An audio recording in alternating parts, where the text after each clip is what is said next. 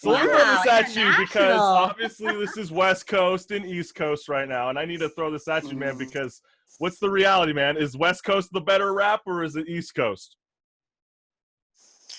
Be honest. Stop playing, girl. That's a tough one, man, because, you know, East Side has, like, some of the great, I don't know, man. And then that's a tough one. Okay, so let me throw this at you then, because Marissa and I, we've been debating this for about 2 weeks now, and we've gotten a lot of flack. This week over this stance because we reported on a heavy metal band. They're called August Burns Red, and they had a less than stellar week with album sales. They sold about 10,000 album units, which was actually 10,000 less than from their 2017 album, Phantom Anthem. And that's actually very alarming because they hit #1 on the hard rock charts, the rock charts, and the vinyl charts, but ultimately failed to sell any album units. So Marissa and I have been debating. And for some reason, it seems like the hip-hop game has been on this train for so long. Are singles in and albums are out? What's your stance on it? I would say it depends on the consumer.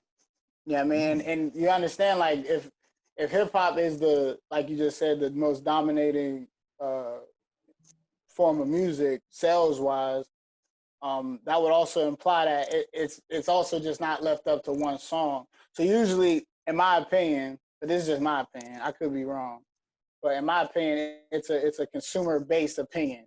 Yeah, I mean, whether or not, you know, singles is over albums or whatever, because typically albums, especially like Migos, Drake, right. Whoever, I mean, I know Drake just dropped the record, and the biggest thing that I laugh about, especially with hip hop and rap, is sometimes I feel like they don't even care what the number of tracks are on their mixtape or album. They'll drop 25 songs, even though they know that some of their songs are shit. So, like, but then again, it seems like hip hop is always dominating the singles game. And do you think hip hop is sooner or later going to stop doing the traditional route of mixtapes and albums and just strictly give the individual a single because of what these streaming platforms are doing to the artist?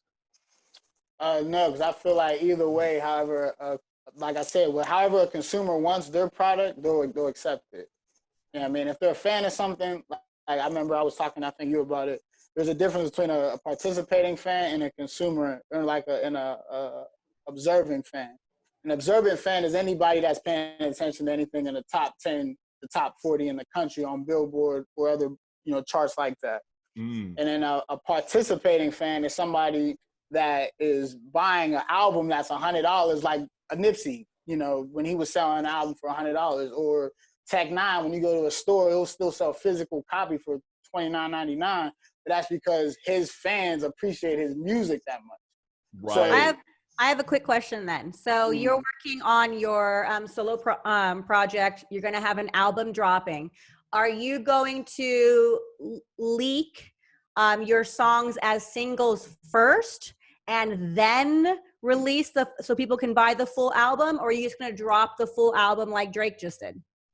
Yeah.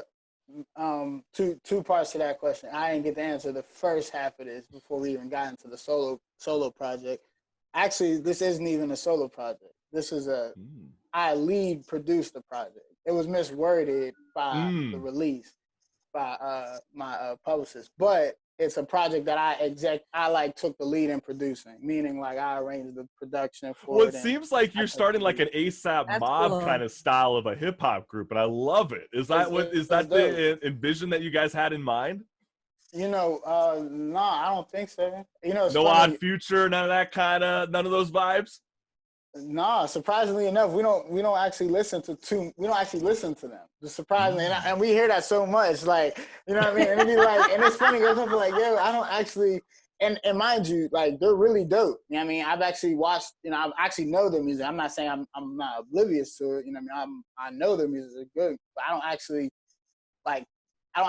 think I've listened to more than what everything. I feel like I listen to whatever you might have listened to. Meaning, like, whatever everybody else knows. I might not know like their catalog all like that, but no, our intentions when we made A Kid Called God, me and Ashe, when we started it, it wasn't even supposed to be a full-time group thing. It was really a collaborative project, and then it kept going after that. You know what I mean? When we seen it, it worked. So, and then, you know, people started gravitating to it from other styles of hip hop, you know, because hip hop is a very, very diverse group. You know what I'm saying? That's how we are number one. You know what I'm saying? So when we are able to collaborate like that and share each other's energies, so and that's the concept of the God concept. You know what I mean?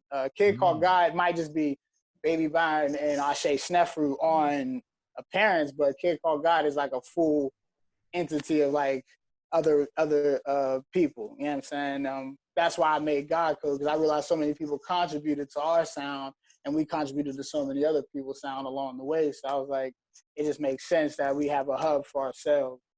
That's so cool. It's more so like, yeah. But other than that, no, we didn't have the initial intentions of trying to follow any typical, you know, routine or anything like that. It just happened that way along the way.